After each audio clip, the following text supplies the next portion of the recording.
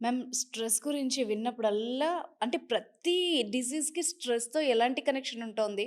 అది ఒకసారి చెప్పండి.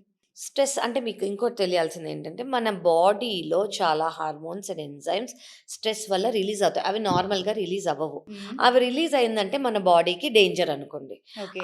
అవి రిలీజ్ అయినప్పుడు బాడీ ఇన్‌ఫ్లమేషన్‌లోకెళ్తుంది. అంటే అలర్ట్ స్టేట్‌లోకెళ్తుంది. హ్మ్. మనం రిలాక్స్డ్‌గా ఉండాల్సిన మన బాడీ, మన ఆర్గన్స్ అలర్ట్ స్టేట్‌లోకెళ్తుంది. అంటే ఫైటింగ్ స్టేజ్‌లోకెళ్తుంది. అంటే ఉన్న ఎనర్జీ అంతా ఫైటే చేస్తుందనమాట. ఓకే. ఏ ఎనర్జీ మన రిసోర్సెస్‌గా ఉండట్లేదు.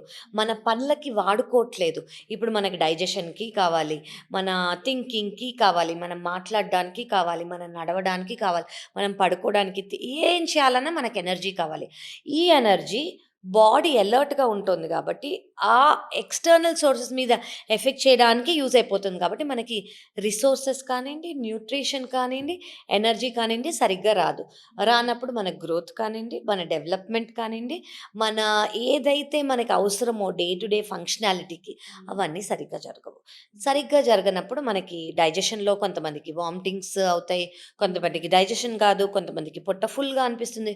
కొంతమందికి కాన్‌స్టిపేషన్ వస్తుంది. కొంతమంది ఏజింగ్ ఫాస్ట్ అవుతారు. అలా చాలా అంటే ఇంకా నేమ్ ఇట్ అనమాట. ప్రతి ఒక్క సింప్టమ్ అనేది వస్తుంది.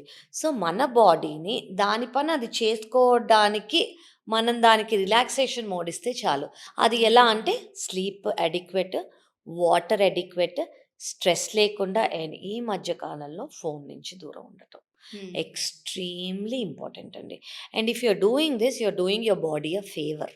హ్మ్. Your body will thank you for doing this అనమాట. సో, ఈ కాస్త మనం చేసుకున్నామనుకోండి ఇట్ ఈస్ వెరీ గుడ్. చాలా డిఫికల్ట్ ఈ రోజులలో అలవాటైపోయింది జస్ట్ ఇలా స్క్రోల్ చేసేయటము. జస్ట్ ఒకసారి అందరూ నన్ను అడుగుతారు liver detox, liver detox, liver హ్మ్. డీటాక్స్ అని. Please do screen detox. Okay. ఒక్కసారి ఒక రోజు పోనీ రోజంతా 24 గంటలు కాదు. 2 గంటలు స్క్రీన్ డిటాక్స్ చేసుకోండి. అదే పెంచుకుంటూ పోండి. మీ లైఫ్‌లో డిఫరెన్స్ మీకే అర్థమైపోతుంది.